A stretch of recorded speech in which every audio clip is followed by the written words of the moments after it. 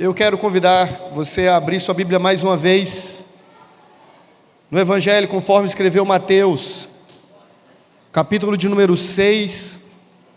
Nós vamos ler do versículo 9 ao versículo 15, mas nessa manhã iremos nos deter apenas no versículo 12. A gente vai ler toda a oração, depois a gente vai voltar os olhos para o versículo 12 e pedir ao Senhor que fale conosco por meio da sua palavra. Mateus capítulo 6, versículos de 9 a 15. Se você encontrou, diga amém. Você em sua casa também pode nos acompanhar na leitura bíblica. Versículo 9 diz assim: Portanto, vós orareis assim: Pai nosso, que estás nos céus, santificado seja o teu nome. Venha o teu reino e faça-se a tua vontade, assim na terra como no céu.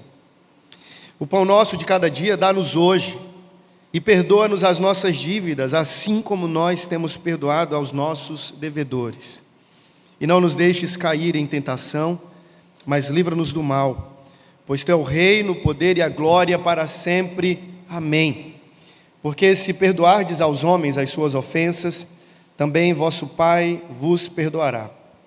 Se, porém, não perdoardes aos homens as suas ofensas, tampouco vosso Pai vos perdoará as vossas ofensas. Vamos orar mais uma vez?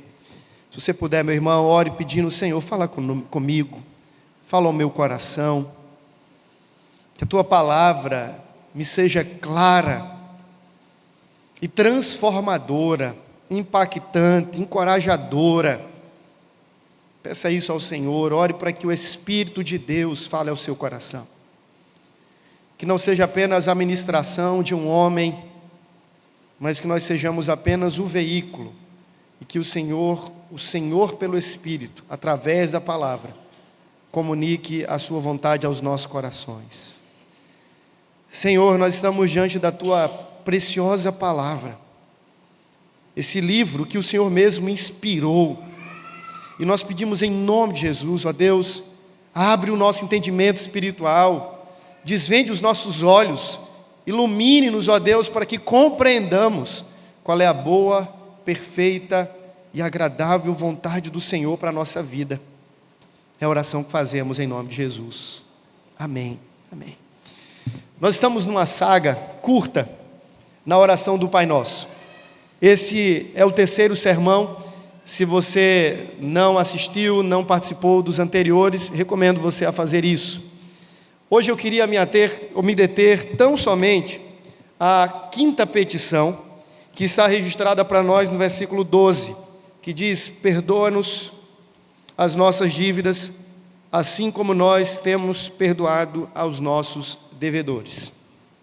Antes de passarmos à explicação do texto em si, é importante que façamos uma consideração acerca do preâmbulo dessa oração, que está logo no início do versículo 9, quando ele diz assim: vós orareis desta maneira: Pai nosso que estais nos céus. Preste atenção como é que Jesus ambienta a oração. Ele não está colocando a oração num tipo de relação de negociata, onde o pedinte, o necessitado, se coloca diante de um balcão e apresenta ali as suas necessidades mais profundas, sejam aquelas de interesses macro e espirituais, como aquelas que estão postas nos versículos iniciais, sejam as necessidades mais cotidianas, habituais e até mesmo aquelas que consideramos frívolas. O ponto em questão é que Jesus ambienta essa oração na relação filiativa, filial, entre o Deus Pai e os seus filhos adotados em Cristo Jesus. Isso é de suma importância. Antes de dar qualquer indicativo acerca das petições, Jesus lança a mão de um preâmbulo e diz assim: vocês devem se aproximar de Deus com isso em mente, com essa ambiência da oração, como sendo de um filho ao aproximar-se do seu pai. Por que isso é importante? Sobretudo para essa petição. Jesus usa uma linguagem quando ele diz assim: Pai, perdoa as nossas dívidas, como nós temos perdoado aos nossos devedores. Se nós não levarmos em conta o fato de que já somos filhos, e esse é o ponto, nós poderemos incorrer num grande erro, de fazermos da oração um tipo de penitência. E é importante, meus irmãos, considerarmos o fato de que aqueles que estão se apresentando diante do Senhor, suplicantes e confessantes dos seus pecados, eles estão fazendo isso a partir de uma mentalidade de filhos. Eles não estão, como eu falei na semana passada, peticionando através da argumentação verbal, um tipo de requerência. Não é um tipo de requerimento que alguém está fazendo diante de Deus em troca do perdão. É uma súplica confessante, arrependida, de um filho que se aproxima do pai e diz assim: Pai, pequei. Isso lembra muito as palavras do pródigo, aquele que sai da casa do pai, e você conhece a história, e ao voltar, ele tinha um plano, um discurso, e o discurso se constituía nas seguintes palavras: Pai, pequei contra os céus, pequei diante de ti, já não sou digno de ser chamado seu filho. Mas você percebe algum nível de contradição nessa oração? Porque ao mesmo tempo em que ele se reconhece faltoso, indigno daquela filiação, ele começa a sua reclamação, a sua súplica, dizendo: Pai, eu pequei. É com esse espírito, meus irmãos, que nós precisamos aprender acerca da quinta petição da oração do Pai Nosso. São filhos se aproximando do Pai, não para pagarem dívidas, não para quitarem um débito, mas reconhecedores de que, na verdade, o débito maior já foi pago, e por isso nós podemos nos aproximar do Deus Pai. Se nós não tivermos isso em mente, a oração vai se tornar uma mesa de troca. Não é assim que os idólatras fazem com as suas diversas divindades. Eles se apresentam com as suas preces, com as suas necessidades, com as suas reclamações espirituais e colocam diante deles algum tipo de oferta e fazem uma troca por meio das preces, das orações, das rezas e afins. Para desconstruir qualquer ideia dessa natureza, Jesus coloca a oração dentro de um contexto familiar. O filho vai ao pai e suplica o seu perdão. Isso é importante, e Lloyd Jones, no seu comentário, faz um destaque interessante sobre isso. Ele disse: quem é o indivíduo que pode fazer esta oração? Quem é o indivíduo que pode erguer a voz e suplicar por esse perdão? E ele responde: perdoa as nossas dívidas, assim como nós temos perdoado os nossos devedores. Essa é a oração do indivíduo que já recebeu o direito de exclamar: Pai Nosso. E o único homem que tem o direito de dizer Pai Nosso é aquele que se encontra em Cristo Jesus. E assim ele tem condições de, na oração do Filho, se aproximar do Pai e dizer: perdoa as nossas dívidas. Então a oração dos filhos implica também numa oração de confissão de pecados. O texto usa uma linguagem, e há comentaristas que dizem que Jesus ensinou essa oração em aramaico. E por essa razão ele usa a expressão devedores e não pecadores. Seja lá como for, se ele ensinou em hebraico, grego ou aramaico, fato é que a conotação para devedores aqui é a conotação comum de pecadores, de pessoas que têm uma dívida, um débito com Deus. Ora, mas pastor, você acabou de dizer que aqueles que se aproximam já tiveram as suas dívidas pagas. Como é que eles então agora se apresentam outra vez como devedores? Nós somos quitados em nossa dívida ou continuamos devendo? Eu digo que as duas coisas. Por um lado, aquele que está em Cristo já teve toda a sua dívida paga, e Paulo é enfático ao dizer que já não resta mais nenhuma condenação para todo aquele que está em Cristo Jesus. Jesus expurgou, encravou na cruz o escrito de dívida que era nosso e que era contra nós, de modo que já não resta mais nenhuma culpa, nenhuma acusação, nenhum débito que nos acuse, que nos condene diante de Deus. Mas por outro lado, nós ainda somos pecadores. E nessa caminhada, nessa jornada, enquanto filhos regenerados, mas ainda pecadores, nós temos cometido pecados ao longo da nossa caminhada. Pecados estes que já não nos condenam mais.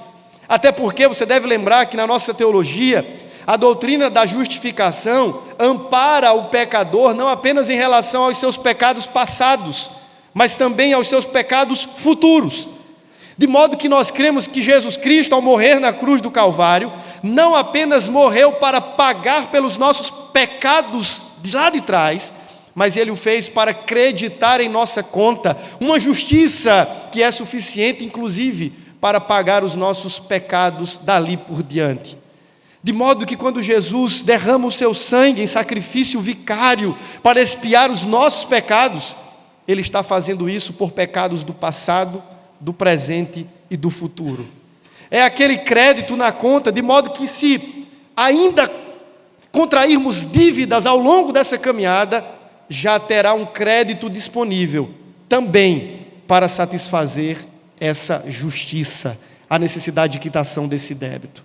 Mas para além disso, eu digo que todo cristão é um grande devedor, não mais no que tange os seus pecados diante de Deus, mas ele é um devedor da sua adoração, da sua devoção e da sua gratidão. Afinal de contas, meus irmãos, nós merecíamos a morte eterna. Nós contraímos pecados, nós contraímos dívidas e ofendemos a Deus com os nossos pecados. E lembre-se, o Deus a quem ofendemos é o Deus Santíssimo. Ele é o Rei dos Reis, aquele que esbanja honra, beleza, formosura, que não há nenhum tipo de mancha ou mácula. Como diz um dos nossos símbolos de fé, Ele é Espírito puríssimo. E Ele não tolera o pecado. Mas você percebe como é que é a vida cristã? E Jesus já pressupõe isso. Mesmo objetos do amor de Deus, alvos da sua misericórdia, já salvos e justificados em Cristo Jesus, nós ainda temos que lidar com esse negócio chamado pecado. E por essa razão, na oração modelo do Senhor, Ele inclui essa petição, porque Ele sabe, e Ele sabia, que mesmo como filhos adotados, nós ainda pecaríamos. Essa não é a história de todos nós? Ou nós temos alguém aqui nessa manhã que pode dizer assim: pastor, desde o dia em que Cristo entrou no meu coração, pecado algum conheci. Estou perfeitamente limpo, livre de qualquer queda, de qualquer transgressão. Há alguém aqui que se aventura a colocar-se ao lado dos perfeitos, daqueles que não têm mais nenhuma, conta por conta dos pecados casuais? É certo que não, irmãos, porque mesmo sendo filhos, e já tendo a nossa dívida paga, e já tendo a justiça de Deus em Cristo satisfeita, nós ainda pecamos. E essa talvez seja a maior tragédia da vida cristã. Nós ainda pecamos.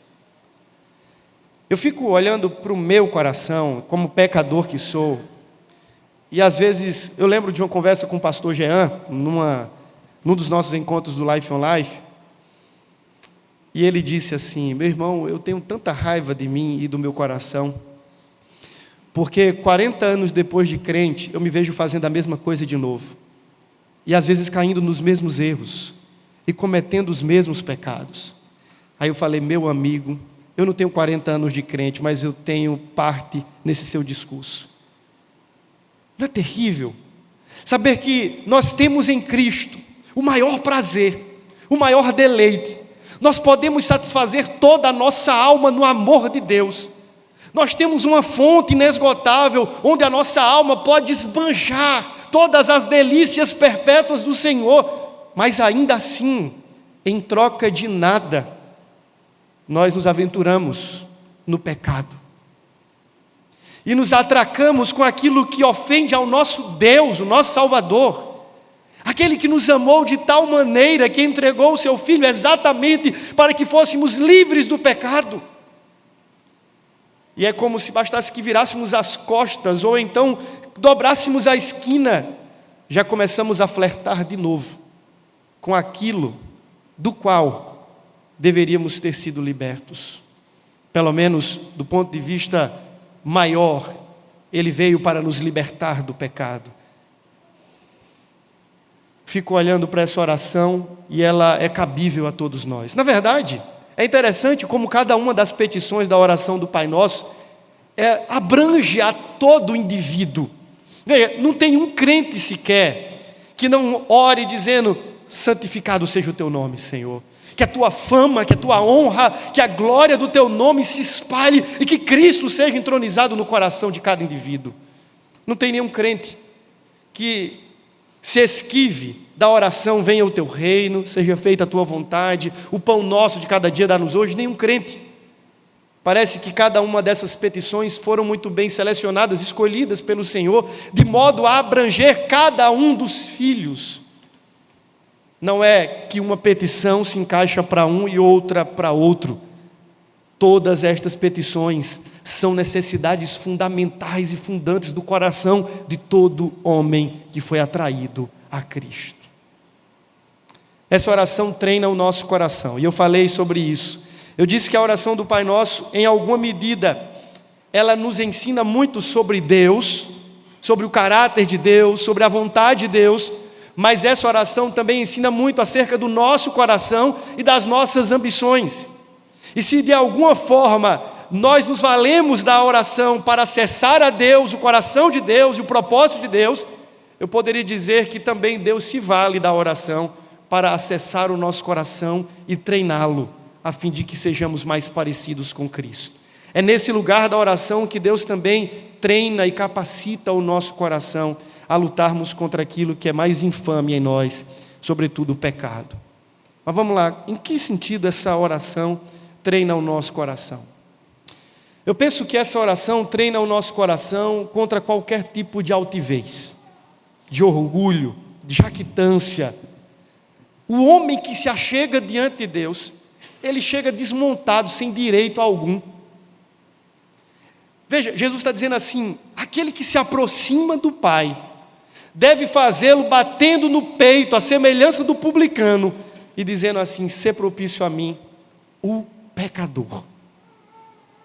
Isso arranca de nós qualquer suspeita, qualquer necessidade de pompa, de grandeza. Eu acho estranho como no nosso meio, no meio cristão, sobretudo nas celebridades e nas subcelebridades, sejam pregadores, cantores e afins, e às vezes alguns crentes também que se aventuram a fazer isso, se achando influencers e coisas dessa natureza. Como é desproporcional o lugar da oração e as vaidades que fazem com que o nosso coração se infle, e então nós nos tornamos grandes aos nossos olhos. Me parece que a oração é aquele caminho através do qual Deus pega os nossos olhos e rebaixa-os, para que vejamos realmente quem somos. Porque perceba, essa oração, ela vem depois da contemplação da santidade de Deus. E não há como, meus irmãos, alguém estar diante do santo, do Deus perfeito e todo-poderoso, e não se constranger dizendo assim: ai de mim, que sou um pecador. Não é sem razão que a estrutura da oração do Pai Nosso respeita esse equilíbrio, primeiro da contemplação e da adoração, e depois da confissão. É por essa razão que no nosso culto e na nossa liturgia, baseada em Isaías capítulo 6, nós temos essa mesma dinâmica. Não sei se vocês já perceberam. Como é que a gente começa o culto? Uma chamada à adoração. Existe toda aquela invocação, nós cantamos louvores a Deus, os nossos olhos se alteiam à sua glória, e depois de contemplá-lo e maravilhados com ele estarmos, então nós somos levados ao quebrantamento. O nosso coração se derrete diante da sua presença, e nós batemos no peito, como fizemos agora há pouco, e dizemos assim: Pai, perdoa-nos, porque somos pecadores. Esse é um caminho que o Senhor usa para humilhar o nosso coração. E diante de quem Ele é, lembrar quem nós somos.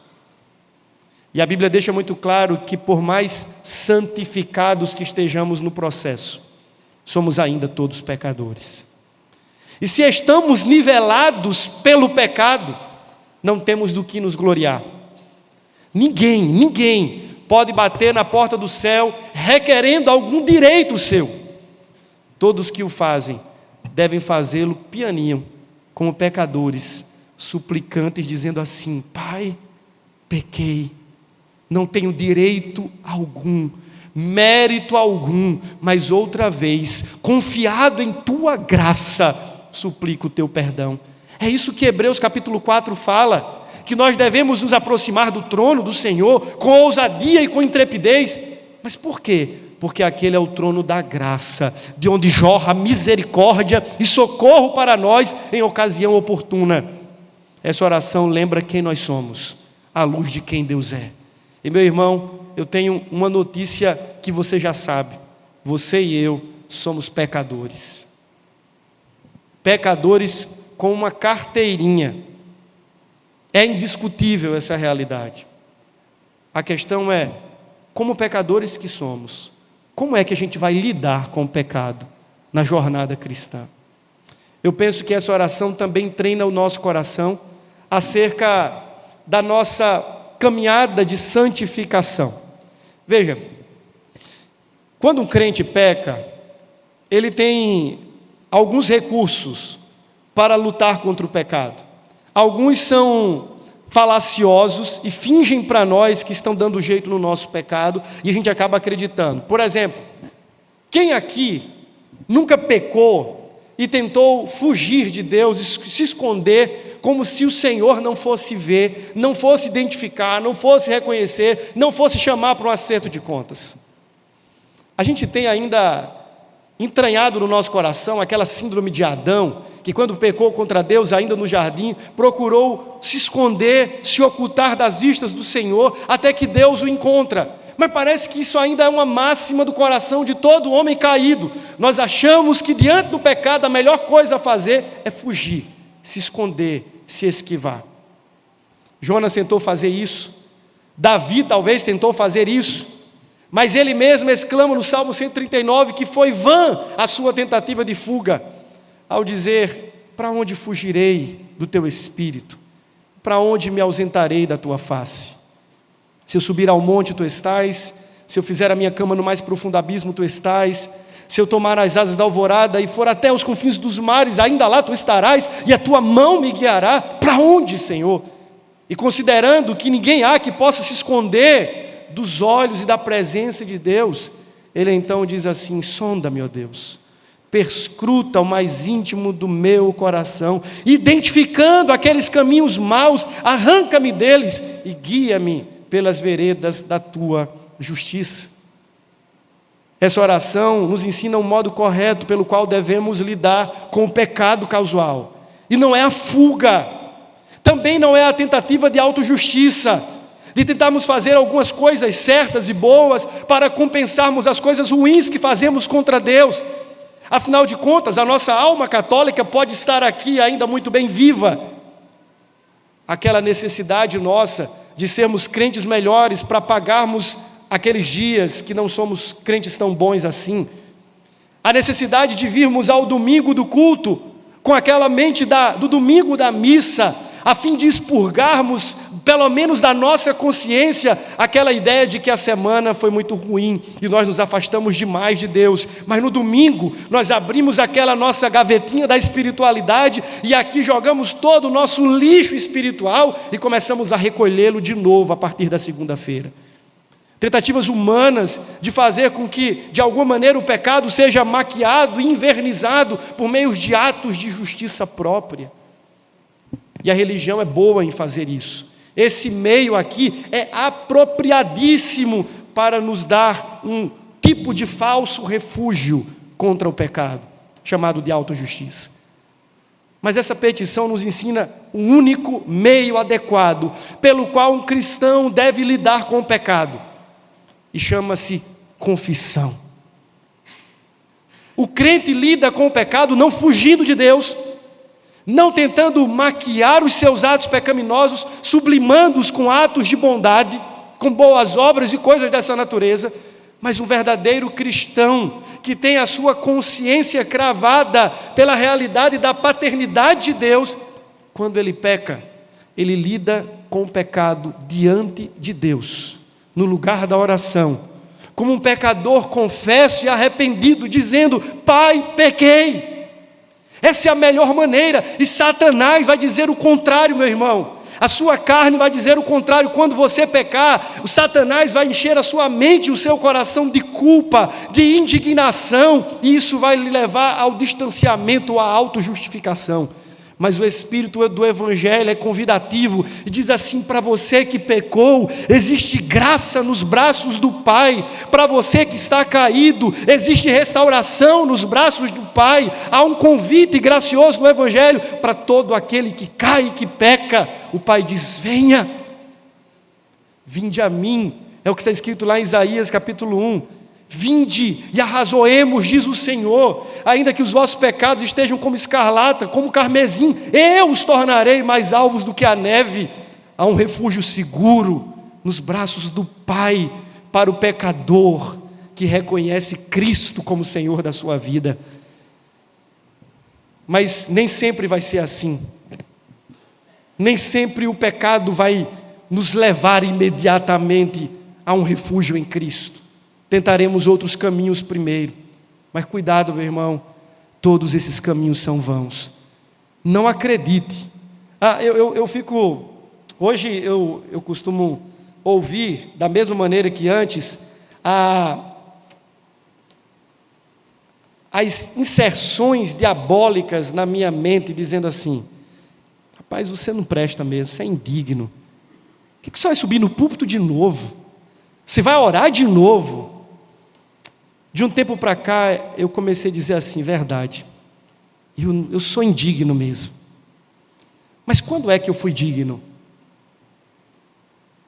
Quando é que eu fui digno? Qual foi o momento em que eu fui digno? E aí, fazendo um exame simples, eu descobri que eu nunca fui digno. Eu nunca estive pronto. Eu nunca fui bom o suficiente para então Deus, por sua graça, me usar. Nunca foi pelas minhas virtudes. Nunca foi pelos meus méritos. Sempre foi pela graça. O Pai oferece o caminho do perdão para o pecador que se arrepende e confessa os seus pecados diante dele. E eu sei que essa palavra encontra lugar no seu coração, porque você, assim como eu, é um pecador. Então, quando você sair daqui, meu irmão, e eu sei que você vai pecar de novo, e eu vou pecar de novo, isso é lamentável e trágico. Aguardamos ansiosamente pelo dia em que não mais precisaremos fazer esta oração. Mas até que esse dia chegue, lembre-se, não há mais nenhuma condenação sobre a sua vida. Toda acusação de Satanás é infundada, porque Cristo já levou os nossos pecados e crimes na cruz do Calvário. Você pode se aproximar de Cristo, sim, como pecador. Faça isso com ousadia e com intrepidez. Recorra à graça dele, porque há lugar nos braços do Pai para pecadores como você e como eu. Que grande consolo há. Mas preste atenção, isso não pode dar margem para qualquer sorte de libertinagem. O apóstolo Paulo, ao ensinar a doutrina da graça e o modo correto pelo qual devemos lidar com as nossas guerras espirituais, ele escreve um capítulo inteiro em Romanos, capítulo 6, para dizer: mas tenham cuidado, para não achar que essa graça do Pai é uma graça libertina, e que se há sempre lugar na mesa, e se há sempre lugar nos braços do Pai, podemos viver de qualquer maneira, fazer o que bem der na nossa cabeça, afinal de contas, os braços do Pai sempre estarão abertos. É importante que você se lembre de duas coisas. A primeira delas: o seu pecado ofende ao Deus que tanto lhe amou. Se você ama a Deus, se eu amo a Deus, deveríamos ser muito mais cautelosos e guardarmos muito melhor a nossa mente e o nosso coração, os nossos pés, as nossas mãos, diante daquilo que é tentador e nos coloca numa condição de pecado, porque aquilo ofende ao Deus que tanto nos amou. Isso deveria nos constranger.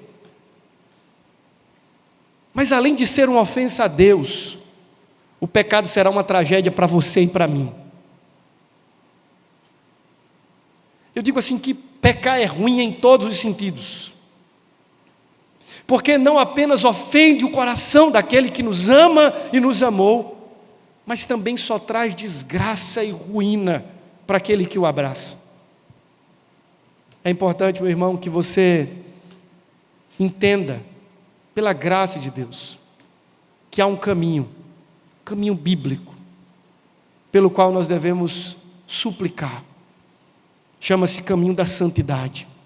Não há como eu ouvir um crente dizendo assim: Pai, perdoa os meus pecados, sem que ele esteja sendo encorajado por uma santa ambição de ser santo, pelo desejo de não apenas ter aquele pecado perdoado, mas ter o coração fortalecido para não fazer de novo. Essa oração, ela nos ensina e ela treina o nosso coração quanto à humildade, no sentido de saber quem somos diante de quem Deus é, mas também treina o nosso coração quanto à necessidade da santificação. Mas um terceiro aspecto que eu queria pontuar aqui está na parte B dessa oração. Ele diz assim: Pai, perdoa os nossos pecados, as nossas dívidas, assim como temos perdoado os nossos devedores. Alguns interpretam essa parte B como condicionante para a parte A, no sentido de que Deus só nos perdoará se nós, do lado de cá, perdoamos a quem nos ofende. Então Deus e o perdão de Deus ficariam reféns do meu perdão, liberado ou não sobre o outro. Essa ideia parece ser divulgada, inclusive em alguns meios evangélicos ou evangelicais. Mas essa não é a verdade por trás do ensino bíblico. O princípio aqui é basilar. Aquele que foi perdoado, graciosamente perdoado por Deus, constrangido pelo perdão recebido, é também por esse mesmo perdão e por essa mesma graça, encorajado a destilar perdão e graça sobre outros. O perdão relacional, esse perdão na horizontal, acaba sendo uma consequência e uma evidência do coração que experienciou o perdão na vertical. A ideia é que todo aquele que, tendo contemplado o Senhor em sua santidade, foi por Ele constrangido pela sua graça e por Ele perdoado em seu amor, agora se sente compelido a fazer o mesmo com outros, porque em não fazer isso, assume para si um grande peso. Isso me lembra aquela parábola que Jesus contou do credor compassivo. O homem que tinha um devedor com uma dívida imensa, impagável, e diz que aquele homem aproxima-se dele dizendo assim: olha, eu tenho uma dívida X, não tenho condições de pagar, mas tenha paciência que eu vou trabalhar e tudo te pagarei. Diz que o credor compassivamente liberou aquele homem, franqueando-lhe graciosamente o perdão. Ele foi embora, no meio do caminho ele encontrou-se com um devedor seu, uma dívida muito pequena, e diz que aquele homem também chega com um discurso muito semelhante, dizendo: olha, a situação lá em casa está apertada, não tenho condições de pagar a dívida, mas tenha paciência comigo que eu tudo te pagarei. E aquele que fora perdoado graciosamente, estende o seu cetro de justiça na direção do outro, e manda que ele fosse preso até que pudesse pagar toda a sua conta. Qual é o resumo dessa história? Diz a Bíblia que o credor maior, sabendo daquilo, manda chamar o homem que havia sido perdoado. Ele também é preso e passa a sofrer nas mãos dos verdugos. O que Jesus estava ensinando? Jesus não estava dizendo que o credor menor, ou o perdão do credor menor, seria condicionante para o perdão do credor maior. O credor maior, antes de perdoar, ele não disse assim: você já perdoou as dívidas dos seus devedores? Era o esperado. Esperava-se que, uma vez experimentando o perdão, ofertasse-se o perdão para outros também. E aí, nesse sentido, me parece que essa oração, e através dessa oração, Jesus treina o nosso coração em relação aos nossos relacionamentos. Agora, eu falei disso recentemente até no Eco de Casais. É interessante que a gente sempre se coloca nessa oração do lado daquele que foi ofendido. Não é assim que a gente pensa? Pai, perdoa as nossas dívidas, assim como nós perdoamos os nossos devedores. Qual é a posição que eu estou? Do que perdoa, do ofendido. Agora inverte essa conta aí, irmão. Porque em Mateus capítulo 18 diz assim: se o teu irmão pecar contra ti, aí eu sempre faço um trocadilho dizendo assim: primeiro não é se, é quando, porque o teu irmão vai pecar contra ti. As relações, elas devem esperar algum nível de conflito, porque elas ainda estão maculadas pelo pecado, e nós estamos ainda nessa terra arrasada, em que hora ou outra nós iremos nos bicar. Então é fato, quando o seu irmão pecar contra ti. Mas a gente está nessa posição ainda do lado de cá, de quem é ofendido, da pessoa que sofre a acusação, a ofensa, o dolo. Agora muda a ordem aqui. Se coloca como sujeito ofensor. E quando você pecar contra o seu irmão? Porque isso também vai acontecer. A gente tem sempre aquela necessidade de nos colocar ao lado dos heróis, dos bonzinhos. Mas a verdade bíblica é que nessa via relacional aqui, eu não apenas sou ofendido, eu ofendo também. As pessoas não apenas me machucam, eu também machuco pessoas. Eu não apenas sofro agressões, eu sou tão ruim e agrido também. E eu preciso entender que nessa dimensão relacional, se o problema, o conflito, acaba sendo inevitável, porque somos todos pecadores, nós precisamos recorrer ao perdão como elemento indispensável. A única maneira, e parece que essa é a grande tese, a única maneira de mantermos relacionamentos minimamente saudáveis dentro deste ambiente potencialmente conflitante por conta da nossa natureza, é se inserirmos aqui dentro o elemento indispensável do perdão. Se tivermos a consciência de que essas relações não podem ser mantidas sem o perdão, do mesmo jeito que a nossa relação com Deus, ela não é mantida sem o perdão, nós começaríamos talvez a investir um pouco mais do nosso coração e do nosso tempo na máxima da graça e não na máxima da justiça. Voltando àquela parábola, uma vez eu estava lendo aquele texto dos dois credores, e para mim, eu entrei em choque num dado momento, diante da seguinte realidade: por que aquele homem, depois de ter sido muito perdoado, não foi perdoador? E aí eu meditando aquele texto, eu pensei, ele tinha consciência da dívida, é tanto que ele chega para o credor e diz assim: olha, eu devo, sabe aquela história, devo, não nego, pago quanto puder? Ele não tem nenhum receio de confessar a sua dívida. Ele traz à sua mente todo o seu débito e ele reconhece-o, e ele não tem problema de identificar o seu pecado. Mas ele tem uma dificuldade de se admirar com a graça. E aí eu percebi que é possível para um cristão, veja, bater no peito e dizer: eu sou um pecador, não presto para nada, eu estou aqui. Aí você entra no estado de comiseração, que vai levá-lo mais uma vez ao que eu falei, à autojustiça, a se indignar com você mesmo, na sua indignidade. Você começa a se indignar consigo mesmo e procurar um outro caminho, quem sabe não entrar mais por essas portas, dizendo assim: eu não quero ser hipócrita, eu não quero estar ali entre os outros, todo mundo é santo, eu sou um pecador. Sabe quando isso acontece? A mesma coisa que aconteceu com aquele homem, é quando a gente tem uma visão grandiosa e até certeira acerca dos nossos pecados, mas uma visão minúscula acerca da graça, do amor e do perdão de Deus. Aquele homem sabia a grandeza do seu pecado, mas desconhecia a grandeza da graça. Quando a gente leva isso aos nossos relacionamentos, a gente começa a ter atitudes semelhantes. Veja, pastor, eu dou uma chance só. Pisou na bola comigo, pisou no meu pé, acabou. Rompo ali todo tipo de confiança, aquilo que era cristalizado se desmonta e eu não quero mais conversa. É porque a gente está partindo do princípio sempre da justiça, mas nos esquecemos que essa visão vai nos tornar pessoas, quando não vingativas, minimamente excludentes. Eu não quero mais, está fora do meu rol, vou assassinar da minha lista.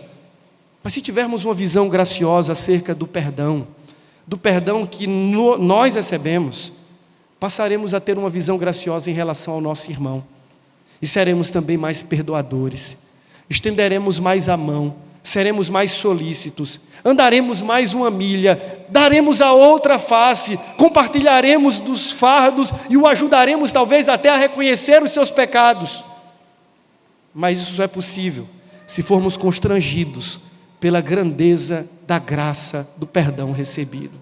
Eu queria rapidamente que você abrisse comigo a sua Bíblia em Mateus 18.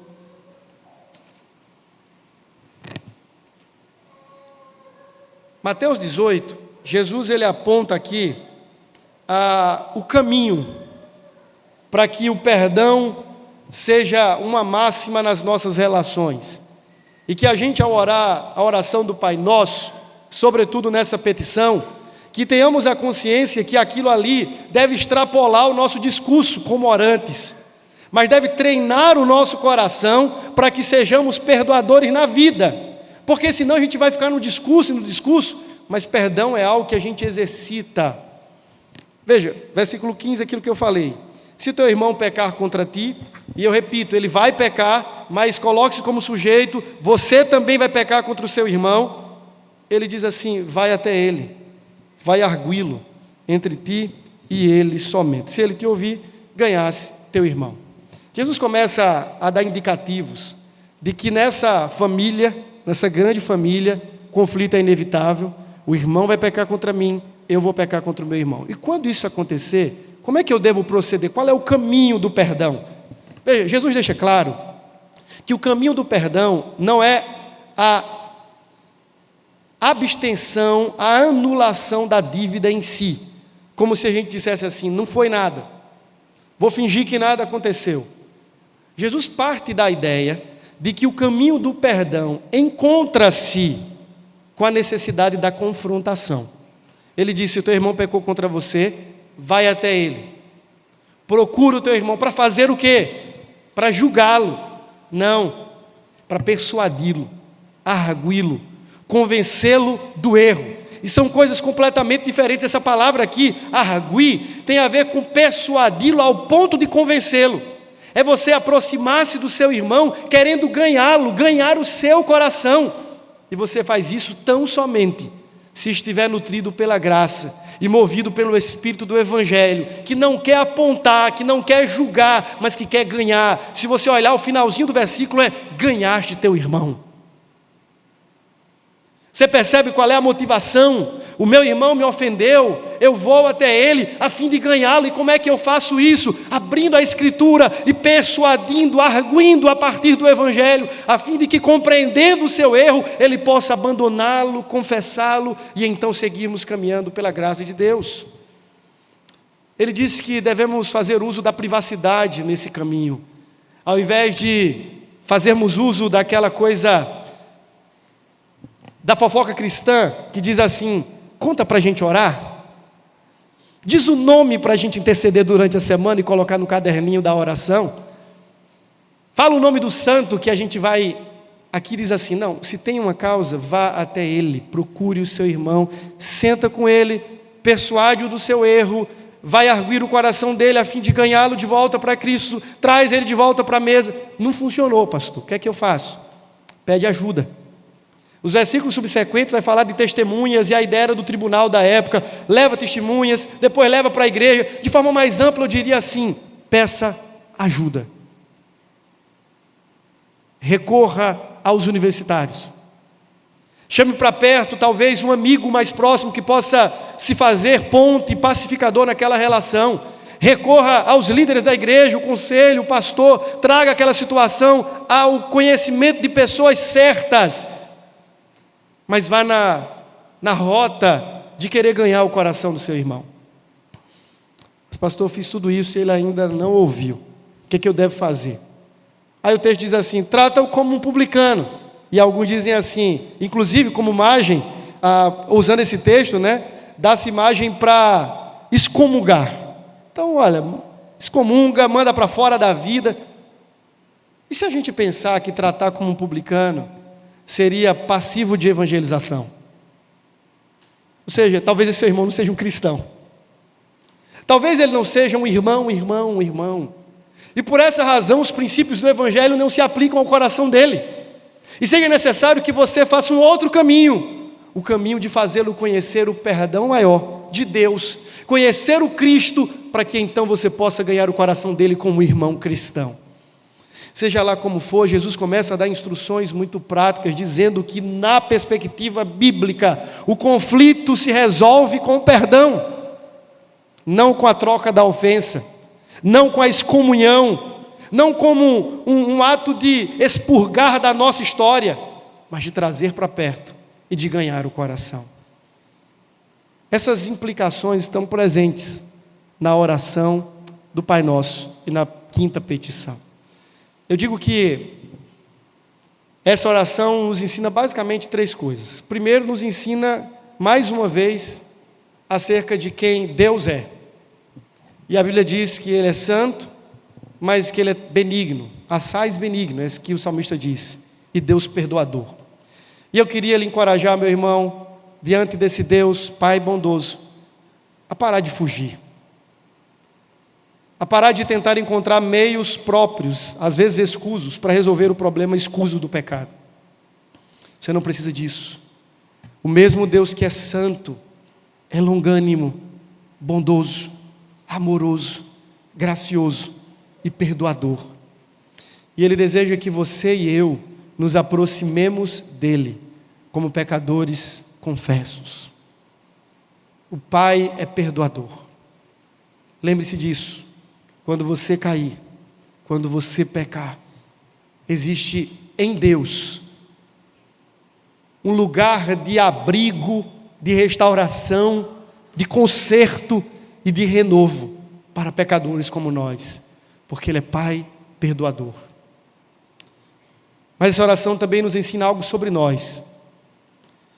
Ensina que do lado de cá, enquanto não somos glorificados, enquanto o dia final não vem, em que seremos de fato despidos de toda essa velha roupa que trazemos em nossa carne, em nosso corpo mortal e pecaminoso, enquanto esse dia não chega, lembre-se, você é propenso a cair. O pecado e a tentação, como diz logo na sequência, estará sempre à porta do seu coração. Reconheça-se pecador, e que isso leve você ainda para mais perto do trono da graça. Uma vez, Augusto Nicodemos disse assim, parece-me que ele ouviu algo do tipo que orar é para os fracos, e ele falou, é exatamente isso, é por isso que eu oro. Essa oração nos ensina que por sermos pecadores, e nós somos todos assim, precisamos aprender que não venceremos a nossa luta contra o pecado, sem que seja com os joelhos dobrados no lugar da oração. Meu irmão, eu, assim como você fez da mesma matéria, posso dizer para você categoricamente, todas as vezes que eu, André, tento lutar contra os meus pecados, pelas minhas boas estratégicas, eu me quebro ainda mais. Só há um lugar no qual nós podemos lutar ferrenhamente contra os nossos pecados, e por Cristo e sua graça saímos vitoriosos. É aos pés do Senhor, dizendo, Senhor, de novo, estou sendo tentado. Senhor, de novo, estou aqui como suplicante, pedindo a Tua graça, santifica o meu coração, ajuda-me para que eu não peque de novo, para que eu não caia outra vez. E se o Senhor não nos ajudar, aí sim, meus irmãos, cairemos de novo, e de novo, e o pior de tudo é que não teremos quem nos levante. Se você tem algum pecado, que tem lhe assediado há tanto tempo, com o qual você tem lutado e se sentido vencido e fracassado ao longo de muitos anos. Eu queria desafiar o seu coração nessa manhã a investir mais tempo em oração e entrar numa guerra contra os seus pecados no lugar da oração, dizendo: Pai, ajuda-me, sem a tua graça não posso. Mas eu queria trazer um outro consolo ainda dentro dessa segunda implicação.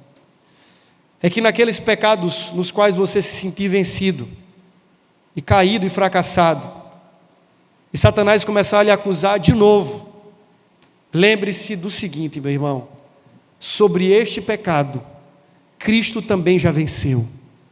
A sua morte o contemplou. André, eu fui vencido nesse pecado, mas Cristo não. Cristo venceu sobre este pecado também. O seu sangue derramado contempla este pecado também. Longe dos meus ouvidos, da minha mente e do meu coração, toda e qualquer acusação de Satanás, porque Jesus Cristo morreu para perdoar-me de todos os meus pecados. E na morte de Cristo, e pela graça de Cristo, e pelo sangue de Cristo, eu sei que me levantarei outra vez e lutarei pela sua graça no poder do Espírito para vencer aquele pecado também. Nenhum pecado nos domina mais. Cristo já nos libertou do poder do pecado, não da presença do pecado ainda, mas do poder sim. Não se sinta escravo, não viva como escravo. Cristo já venceu sobre o meu e sobre o seu pecado. Confesse o pecado diante de Deus, peça graça e torne a caminhar com Ele de novo, na necessidade da santificação. Por fim, a terceira implicação é que o relacionamento da vida cristã, o relacionamento humano de forma geral, mas o da vida cristã, que idealmente deveria ser melhor, também passa pelos mesmos vexames, e nós enfrentamos os mesmos destemperos que qualquer relacionamento lá fora. A diferença é como nós lidamos com isso. Veja, como pecadores que somos, não estamos imunes de sofrermos os danos do pecado nas nossas relações. Mas como regenerados que somos, precisamos aprender um caminho diferente de resolvermos os nossos conflitos. E o caminho bíblico não é outro, senão o perdão. Procurar, confrontar, acertar as contas, com a intenção de ganhar o coração, fazendo isso pela graça de Deus, com fé na palavra de Cristo e para a glória do seu nome. Vamos orar? Senhor, obrigado pela tua palavra e pelo tempo que tivemos aqui meditando nela. Nós pedimos em nome de Jesus que o Senhor, por sua graça, faça-nos viver a realidade da qual e para a qual nós fomos criados. Essa realidade de uma aproximação do Senhor, sem qualquer espírito de requerência, mas de súplica e de humildade, sabendo que, ó Deus, não temos senão aqueles direitos que Cristo conquistou, nenhum direito em nós mesmos. Nos aproximamos do Senhor, Pai, e pedimos, perdoa-nos mais uma vez. Ajude-nos a vivermos como homens santos, mulheres santas, piedosos, e que a busca diária pelo perdão não seja para nós uma muleta para continuarmos pecando e fazendo aquilo que é desagradável aos teus olhos e ao teu coração, mas que essa busca diária nos lembre que precisamos ser santos, como santo é aquele que nos arregimentou. Ajude-nos também, ó Deus, a lidarmos com os pecados casuais, não com fuga, não com autojustiça, mas com arrependimento sincero. Então gere esse arrependimento em nosso coração, coloque lágrimas verdadeiras em nossos olhos, ó Deus, para que choremos pelos nossos pecados diante do Senhor. Mais do que isso, ajude-nos, Senhor, a tratarmos as nossas relações, que também são afetadas pelo pecado, pela perspectiva do Evangelho. Então nos dê a graça, ó Deus, de lidarmos com os conflitos nas nossas relações com a mesma mentalidade, com o mesmo encorajamento do perdão que a Ti suplicamos, baseado na Tua graça.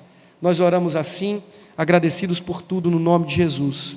Amém. Amém.